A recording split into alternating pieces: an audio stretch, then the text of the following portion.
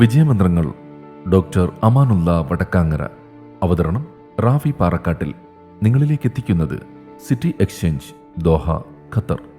അധ്യായം 463. ഹ്യൂമൻ ടച്ചിന്റെ പ്രാധാന്യം. ശാസ്ത്ര സാങ്കേതിക വിദ്യ ലോകത്തെ ആകമാനം മാറ്റിമറിച്ച കാലത്താണ് നാം ജീവിക്കുന്നത്. യന്ത്രങ്ങളും കമ്പ്യൂട്ടറുകളും കൃത്രിമ ബുദ്ധിയുമൊക്കെ മനുഷ്യജീവിതത്തിൽ വിപ്ലവകരമായ മാറ്റങ്ങളാണ് ഉണ്ടാക്കിയത്. എന്നാൽ ഏതൊക്കെ മേഖലകളിൽ എത്രയൊക്കെ പുരോഗതിയുണ്ടായാലും മനുഷ്യസ്നേഹത്തിന്റെ സ്പർശത്തിന് പകരമാകാൻ യന്ത്രങ്ങൾക്കോ സാങ്കേതിക വിദ്യകൾക്കോ കഴിയില്ല എന്നതാണ് യാഥാർത്ഥ്യം. ഹ്യൂമൻ ടച്ച് എന്നത് ശാരീരിക സ്പർശം മാത്രമല്ല, അത് മനുഷ്യന്റെ സ്നേഹം, കരുണ, സഹാനുഭൂതി, മനസ്സിലാക്കൽ എന്നിവയെ സൂചിപ്പിക്കുന്ന ഒരു വിശാലമായ ആശയമാണ് പ്രതിനിധീകരിക്കുന്നത്.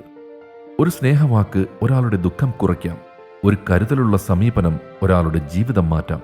ഒരു ചെറിയ പ്രോത്സാഹനം ആത്മവിശ്വാസം നൽകാം.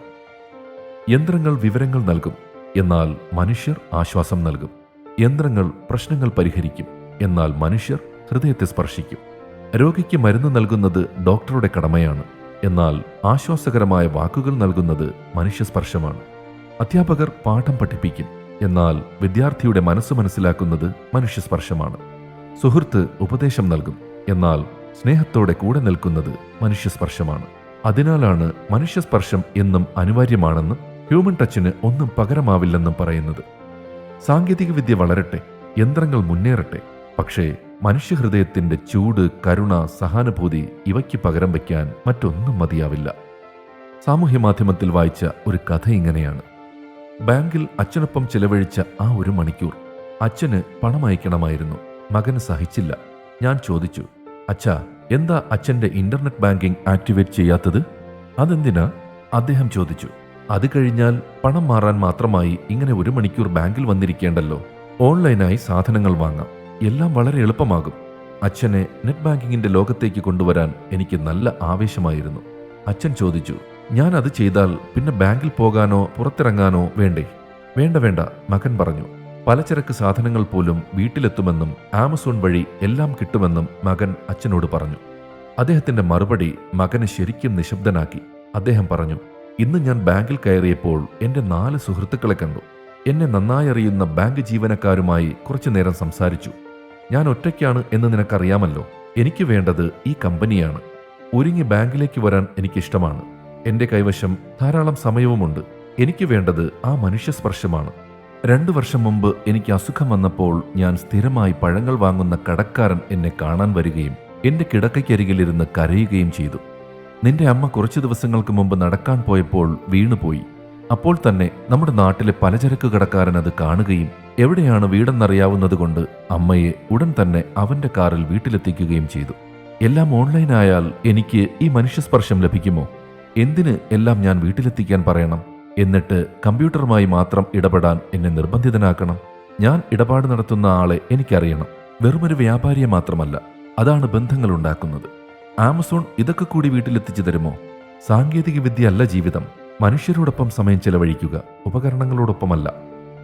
ശാസ്ത്ര സാങ്കേതിക വിദ്യകൾ നൽകുന്ന സൗകര്യങ്ങൾ പ്രയോജനപ്പെടുത്തേണ്ടതില്ല എന്നല്ല. ചിലപ്പോഴെങ്കിലും ഹ്യൂമൻ ടച്ചിനും പ്രാധാന്യം നൽകാതിരുന്നാൽ വന്യമായ ഏകാന്തതയും ഒറ്റപ്പെടലും നമ്മെ പ്രയാസപ്പെടുത്തിയേക്കും. ജീവിതയാത്രയിൽ സന്തോഷങ്ങളും ദുഃഖങ്ങളും പങ്കുവയ്ക്കുവാനും പരസ്പരം താങ്ങും തണലുമായി മാറുവാനും സംവിധാനങ്ങൾ ഉണ്ടാവണം. ജീവിതം ഒരു ബസ് യാത്ര പോലെയാണ്. നാം വിവിധ സ്റ്റോപ്പുകളിൽ നിന്നും ആ ബസ്സിൽ കയറിക്കൂടുന്നു. തിക്കിയും തിരക്കിയും സീറ്റ് സ്വന്തമാക്കാൻ പരിശ്രമിക്കുന്നു. എന്നാൽ കുറെ കഴിഞ്ഞ് തിരിഞ്ഞു നോക്കുമ്പോൾ വാശിയിൽ നേടിയ സീറ്റുകൾ പലതും ഒഴിഞ്ഞു കിടക്കുന്നു. കൂടെ കയറിയ പലരും ഏതെല്ലാമോ സ്റ്റോപ്പുകളിൽ സീറ്റൊഴിഞ്ഞിറങ്ങിപ്പോയിട്ടുണ്ട്. കൂടെ ആരുമില്ലാതെ വാർദ്ധക്യത്തിലെ ഒറ്റപ്പെട്ട ഈ യാത്ര മറ്റൊരു സ്റ്റോപ്പ് വരെ മാത്രം. മനുഷ്യർ തമ്മിൽ ബന്ധപ്പെടാൻ ഇന്ന് എന്തെളുപ്പമാണ്! എത്ര സൗകര്യങ്ങളാണ്! എത്ര രസകരമാണ്! എന്നിട്ടുമെന്തേ നമ്മളൊക്കെ ഇങ്ങനെ അകലം പാലിക്കുന്നവരായി? സ്വാർത്ഥതയുടെ ഇടുങ്ങിയ ഇടനാഴികളിൽ നിന്നും സ്നേഹ സൗഹൃദങ്ങളുടെ വിശാലമായ വിധാനങ്ങളിലേക്ക് ഉയരുകയാണ് ഏറ്റവും പ്രധാനം.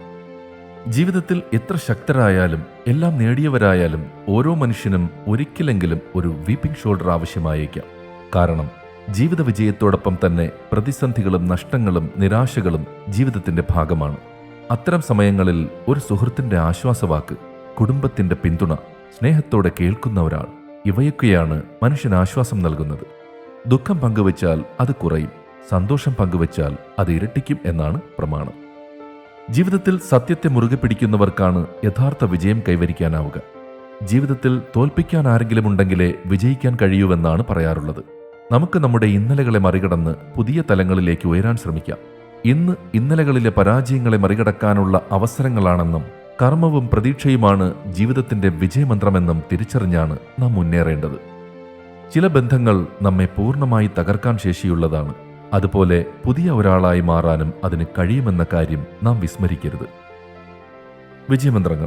വിജയമന്ത്രങ്ങൾ സംബന്ധിച്ച നിങ്ങളുടെ വിലയേറിയ അഭിപ്രായങ്ങളും നിർദ്ദേശങ്ങളും 00974552625 എന്ന വാട്സപ്പ് നമ്പറിലോ ceomediaplus@gmail.com എന്ന ഇമെയിൽ വിലാസത്തിലോ അറിയിച്ചാൽ സന്തോഷമാകും. ഏവർക്കും ശാന്തിയും സമാധാനവും വിജയാശംസകളും നേർന്നുകൊണ്ട് ഞാൻ റാഫി പാറക്കാട്ടിൽ താൽക്കാലികമായി വിടവാങ്ങുന്നു. പുതിയൊരു എപ്പിസോഡുമായി അടുത്ത ദിവസം കേട്ടുമുട്ടാം.